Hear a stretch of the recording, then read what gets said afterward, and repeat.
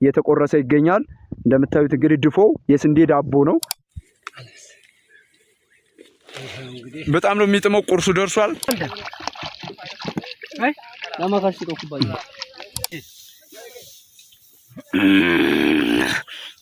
ማርያምን አታምኑኝም፣ በአንድ ትንፋሽ ነው የጨረስኩት። ክፍል 5 ደርሰናል። ክፍል 5 የሚሆነው የቁርስ ስነ ስርዓት ነው የሚሆነው። ቁርስ ምን እንደሆነ አሳያችኋለሁ። 5 ሰዓት ከምናምን ሆኗል። ይህ ሁሉ ሲሰራ የቆየ ሰው ቁርስ ቶሎ ያስፈልገዋል። ገበሬ ስትሆኑ ቶሎ ነው የሚረባችሁ። ያው እነሱ በጥንካሬ ስለሚታገሉት ስለሚይዙት ነው እንጂ ራቡን ቶሎ ነው የሚርባቸው ማለት ነው። ስለዚህ የቁርስ ስነ ስርዓት ነው የሚሆነው። እሱን ቁርስ ስነ ስርዓት እንዴት እንደምናደርግ ምን አይነት ቁርስ እንደበጣ አሳያችኋለሁ ማለት ነው። ሰብስክራይብ ማድረግ እንዳዘነጉ። እስካሁን ላይክ ያላደረጋችሁ ከሆነ ላይክ አድርጉ። ከጀርባ እንደምታዩት እንግዲህ ይሄ ክምሩ እያለቀ ነው። ቁርስ ሊበላ ስለሆነ ክምሩ ይነቀል ተብሎ ነው። ክምሩ ከተነቀለ በኋላ ቁርስ ይበላል እንደነገርኳችሁ። ይሄ አሁን አልቋል። ያ ትልቅ ክምር ቅድም በፓርት 3 ነው በፓርት 2 በፓርት 4 ያያችሁት ክምር አሁን ሁሉም እንግዲህ ተነስንሶ እዛ ጋር አውድማው ጋር ተነስንሶ ይችነች የቀረች። ከዚህ በኋላ የሚሆነው እነዚህ አሁን ክምሩን ሲነቅሉ የቆዩት አረፍ ይሉና ቁርስ ይበላሉ ማለት ነው። ከዛ በኋላ በተራ ደግሞ የሚያበራዩትም እንደዚሁ እየተቀያየርን ቁርስ እንበላለን። የቁርሱን ስነ ስርዓት ለማየት ታዲያ ሰብስክራይብ ያደረጋችሁ ሰብስክራይብ አድርጉ፣ እንዲሁም ላይክ ማድረጋችሁን እንዳዘነጉ። እንደምታዩት እንግዲህ ከወቂታዎቹ አንዱ ካህን ስላለ መጀመሪያ ቁርሱ ሊባረክ ነው። እንደምታዩት ያው ሃይማኖተኛ ነው ገበሬ እንደሚታወቀው።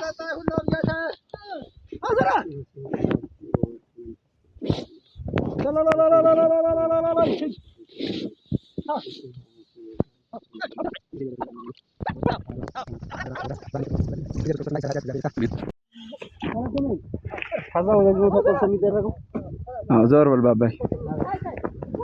እሺ እንግዲህ ቁርሱን እንደምታዩት ካህኑ ቄሱ ቆርሰውታል፣ ባርከውት ነበረ። ከዛ ከተባረከላቸው በኋላ እንግዲህ ከገበሬዎቹ አንዱ የሆነው ተለቅ ያለ ሰው ተመርጦ ቁርሱን ይቆርሰዋል ማለት ነው። እንደምታዩት እንግዲህ ይሄንን ሙገራ ይባላል በእኛ አካባቢ፣ ድፎ ይባላል እንግዲህ ወደ ከተማ አካባቢ። በእኛ አካባቢ ደግሞ ዋናው ስሙ ያው ድፎም ይባላል፣ በእርግጥ ግን ሙገራ ይባላል ማለት ነው። እንደምታዩት የእረኛ ጀግናው ጥበቡ መኮንን ነው የያዘው እንትኑን ደጋፊው ማለት ነው። እንደምታዩት እየተቆረሰ ይገኛል። ቁርሳችን ይሄን ይመስላል።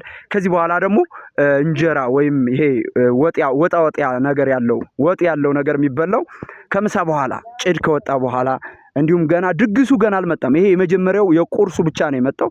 ከዚህ በኋላ እህቶቻችን ይዘው ይመጣሉ። እቤት የሚያዘጋጁት ንፍሮ አለ፣ ሪጥጥ አለ፣ ሽሮ ልቅልቅ አለ፣ እንጀራ በወጥ አለ። ሁሉንም ይዘው ይመጣሉ።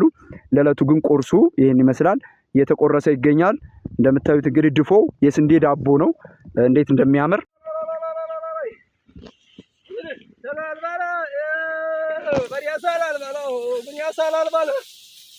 በነገራችን ላይ ሌላ ያልነገርኳችሁ ነገር አለ። እንደምታዩት ድፎ የተቀመጠበት ማራገቢያ በፓርት 1 ላይ እንዳያችሁት እንግዲህ መንደር ላይ ሳመጣ አይታችሁኛል። ተውሽ ሳመጣ ማለት ነው።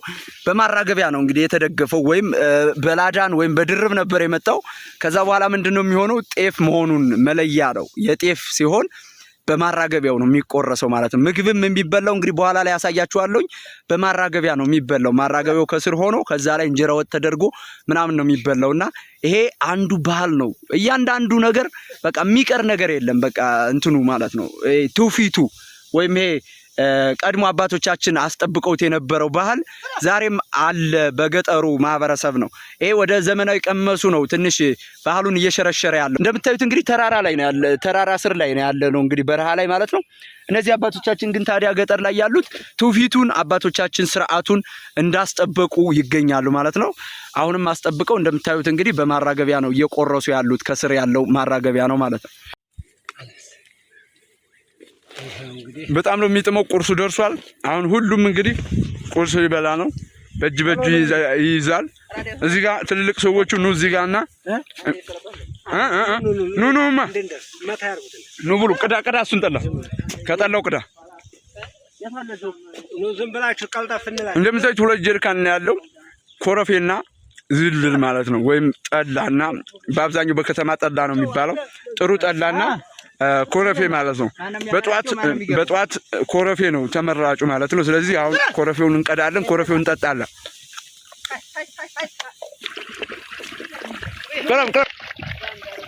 ኑ እናንተ አይ ለማካሽ ተቆባይ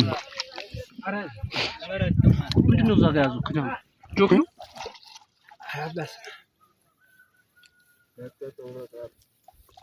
ያ ምስጋና ወደ ከነ ይጨደ ወይ አርጋ ጨምር እሺ ለበስኩት እኮ ነው ረፈስኩ አዲ ደቡራ ሲጥም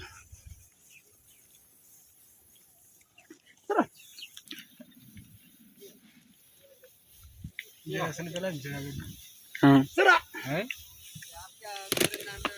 አረጋ አንበ ክንዴ በላ ቃሪያ መጥቷል ይገበረ ዲስቱን አየው ቃሪያ ተጣለልን ከኪሱ ነበር አይ ሁሉም በኪስም በምንም በቃ የሚበላ ነገር አይጠፋም ይው ቃሪያ ኮረፊያችን መጥቷል እንግዲህ ይሄ በቃ ምን ልበላችሁ የመረኝ ነው በጧት ከድራፍት በላይ ድራፍትማ ኖርማሊ አልኮል ነው ይሄ ግን ከበሶ በላይ ነው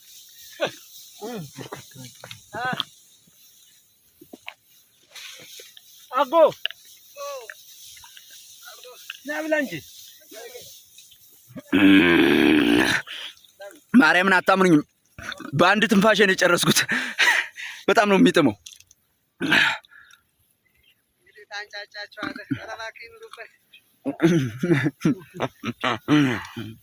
የምበላው ለዋጠውና ልንገራችሁ